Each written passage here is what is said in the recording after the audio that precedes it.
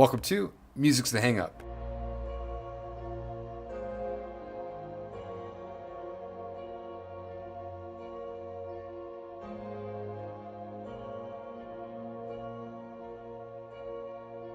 In this episode, we're interviewing the one and only Desert Sand Feels Warm at Night.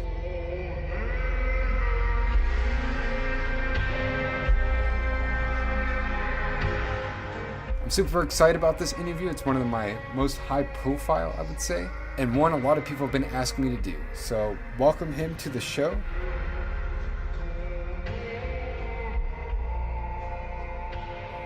Without further ado, let's get into it. Welcome to the show. We have Desert Sand Feels Warm at Night. Go ahead and introduce yourself. Hello, I am Desert Sand Feels Warm at Night, or you could just call me Desert Sand or even Desert. I am a slush wave and ambient artist. I started last year, and yeah, that's me basically. Okay, so you called yourself slush wave. I haven't listened to too much of that yet. How would you describe that to people? Imagine, I guess, Vaporwave on steroids, if you like. Obviously, Telepath being the biggest slush wave artist. Yeah, it's like sort of regular Vaporwave, but it's heavy reverb, heavy phasering, and it's just a dreamy feel. It's super dreamy. Well, one of the biggest questions that we've got, and one I want to start off with, is how did you come up with your name? I don't really have an amazing inspirational backstory for the name, really, but I was looking at sort of pictures from when I was on holiday a few years ago in Las Vegas, and this was when I was just about to start Vaporwave, and I was thinking, I've got to be different. I've got to come up with a ridiculous name. And I thought, well, I could either have one that makes no sense and a bunch of characters, or I could have something like weird and inspirational almost. And it just came out. I just said, Desert Sand Feels Warm at Night. And, normally deserts are cold during the night. I thought, hey, that's pretty paradoxical, if you like. So it definitely has an interesting feel, and almost one that, it reminds you of a beach or whatever, a desert or whatever it is, the sand. That's cool that, I guess, the community has picked up on it, though. Everyone seems to love it. Were you surprised about that? I was, yeah, because when I started to grow, especially recently, a lot of people have mentioned the name, not just the music, which doesn't really happen with a lot of artists, I don't think. It's kind of good, I think. So other than your name, starting from the origin, how did you get into Vaporwave? I came in from a completely different angle, because I started learning Mandarin Chinese about 3 or 4 years ago, and to help with that sort of language learning, I started listening to Chinese music, and then that led into Japanese music as well, and then I moved to the 80s as well because I was interested in music, and I had it all on Spotify, and then one day a Telepath track came up on the recommended on my Spotify playlist. I really liked it. I thought, this is great, and that was it. I discovered Vaporwave that way, through Telepath. I would say your music kind of fits in this new age ambient type, but your visuals are very Vaporwave. For you, as this artist in the in-between, where does Vaporwave and this slush wave, where do the lines blur, and where do they meet? Well, I think there's always been an element of ambience in Vaporwave anyway, but especially when people like Telepath came along, there was a lot of fusion between ambience and Vaporwave. You get, like in my recent Nature Wave albums, that samples early ambient 80s stuff, a little bit more upbeat than sort of, people like Brian Eno, for example. There's a lot of fusion between them, because once you make a slush wave track, you are making an ambient track, because you've got these flowing lines and everything like that. The whole point of Vaporwave is being the nostalgia feeling and having that reflective element to it. And I think having a bit of ambience sort of creates that. And I think the lines blur very well in that respect, because you always see Vaporwave and ambient in the tags on albums. They're always together. I think the lines blur quite a lot, really. Well, interesting. Thanks for explaining that difference between the two genres there. At this point, you've released 15 albums and EPs publicly on your Bandcamp. If you had to pick one song that described your style, which song would that be? The last track on my Prisoner album, the one on Nightlight Tapes, the exit track, that's probably the one that best represents me. Or even any of the tracks out of the 021 album. So ones like Sleep and Comfort, the longer ones, because I'm able to play around with sounds and textures there. So it's those probably best represent what I do as a whole. Yeah, do you mind if we play a song for people to get a feel for that? Yeah, sure, go ahead.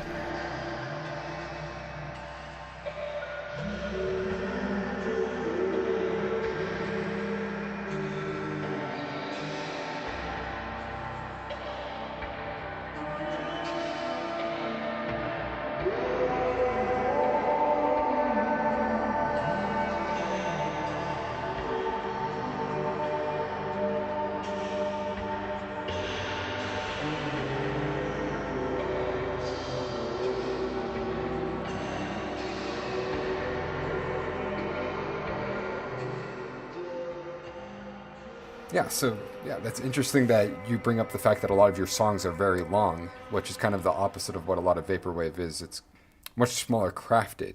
Yeah. Not only does that make you stand out, something that I noticed about you is that you don't really promote yourself on social media. Like everyone from Private Suite Magazine to Agora Road and the various other labels that release your music, they're constantly giving you praise. How did this happen? How did you attract such a large audience without really digging deep into the advertising side of the music production? Yeah, this is a very peculiar thing because people always ask me, and I say, well, I'm not really sure how I've grown so big because I haven't really done anything much different. I guess thinking about it, you do have to be different because there's so many new people trying to come into the scene right now who all do the same thing. The tracks are a bit choppy or they're not mastered properly. So I think things like my artist name stands out a lot. People think, oh, that's very interesting. But I think you have to develop the genre. You have to take things that have worked for other artists and then apply them to your own music, like add your own twist to the things that worked for them. So like for Telepath, you have the phaser wave and the heavy ambience and the really long tracks. I've sort of taken, noticed that that's really appealing and then just put that into my own style, add a little bit of difference in the texture, use different sampling. So I think you just have to be different. Think of something that nobody's really done yet. And I know that's getting harder and harder to think of, but if you think deep enough, you'll get something. The early days of your releasing of music, how were you getting attention? Or I guess that's the thing that I don't understand is how did you go from releasing music to now all of a sudden you're releasing cassettes with labels and all that?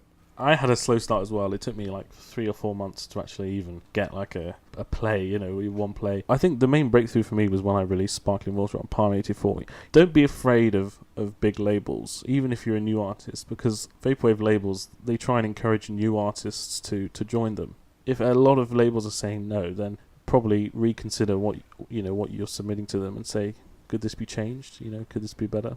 And I think that's part of why vaporwave is kind of a cool scene, because we do have these labels that are accepting new artists without much of an audience yet, and that's how people are able to build their audiences. So yeah, that's a good point, and I didn't, like I said, think of that before.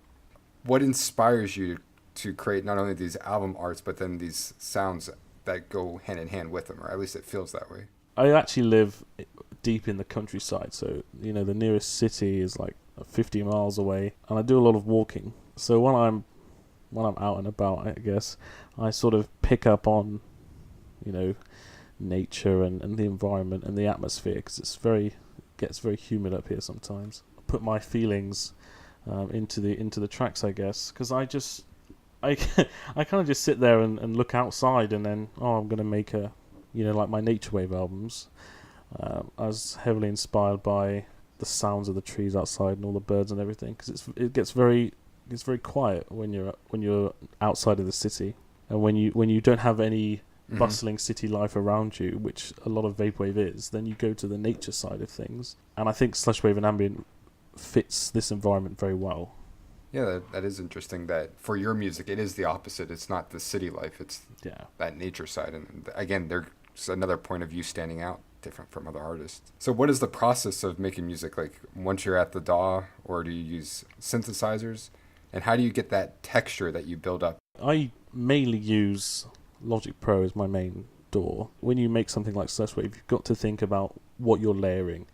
So you put on a phaser, then you put on a little bit of reverb, so you get a reverb on the phaser, then you compress that, and then you put more reverb on it, and you just have to think of building up this dreamy texture without having too much of something. The first album that I think I said, oh, I really like this, was Sparkling Water. In my next album, Prisoner, on Nightlight Tapes, that was the moment when I found my sound. And then it's developed since there. So just play around, and once you've found a sound that you like, then that's it. You just go from there. Awesome. I think that pretty much covers it for our interview questions, but actually we reached out to the community on Twitter, and we have a couple questions for you. Oh, yeah. To start that off, we have Lord of the Graves. What's your favorite Vaporwave artist and favorite subgenre? Yeah, favorite artist definitely Telepath, who I mentioned a lot of times. He's inspired me to do everything, basically. Yeah, favorite subgenre is definitely slush wave.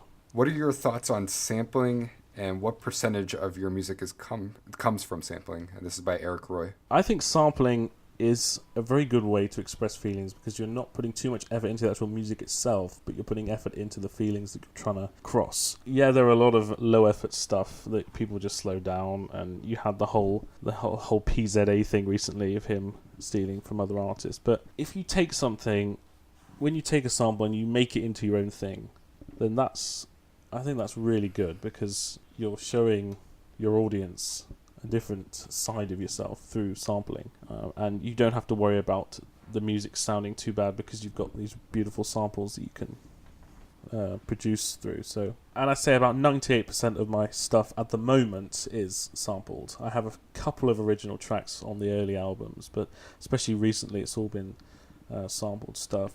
Yeah, that actually surprises me. I listened to your stuff, and I didn't actually think it was going to be sampled. So, oh, really? You're doing great work with you're doing great work with manipulating them and turning it into a creative sound for sure. Next one, Polygot. He asks, "What's your favorite desert and what's your favorite dessert?" Wow. I thought that's a funny one. That is a good one. I guess my favorite one is Death Valley, but only because it's the only one I've been to, the only desert I've actually visited when I went to America, and it was bloody nice. It was really nice there. And my favourite dessert, I don't know. I mean, I like a lot of desserts, but I have to say, if any time of year, I could easily have ice cream. Cool. So, what is 2019 looking like for you? Very exciting, actually. There's a few things I'm not allowed to tell you about yet, but they will be very big announcements later on in the year. So, just keep an eye on the Twitter, because there'll be some exciting stuff coming. Shout out to Palm84 for doing the Sparkling Water vinyl, which is coming out on May 1st. So that'll be something to look forward to. And what's the quantity on that? We were going to do 100 originally, but now I think we're going to do unlimited pre-orders like they did with the Virtua.zip vinyl. So hopefully people won't have to worry about it being sold out and then them having to buy it for 3 times the price on Discogs or something. So. All right, and finally, do you have any comments you want to shout out to your fans? Yeah, well, I do want to say, thank you so much for this journey. I'm sitting here now being interviewed about my music, which I never thought would happen. I've enjoyed every moment of it in the scene. It's so fun releasing stuff and then people listening to it and then them giving you feedback, positive or negative. It doesn't matter. It's just great that people are listening to it. So just thank you so much.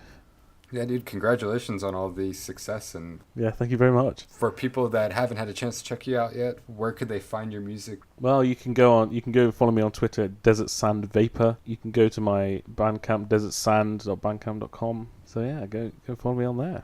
Yeah, and we'll put a link to all of those in the show note. All right, dude, I think that covers it. Thanks for coming on the show. No, that's no problem. It's been a pleasure being here. It's been a good time. I quite enjoyed it. Yeah, that was an awesome interview. Really awesome dude. I feel like he really informed us on his entire process, how to manage those early stages. So we definitely appreciate you. Thanks, Desert Sand Feels Warm at Night. Be sure to keep up with his stuff, as he did say he's releasing a vinyl next month. And you can catch all that news and other physical releases on musicsthathangup.com/events. If you enjoyed this episode, go ahead and subscribe on either YouTube or on whatever podcast platform you're listening to this to. The song you're hearing in the background is Pink Lemonade off of the album Sparkling Water. And we'll let this one play us off. Cheers.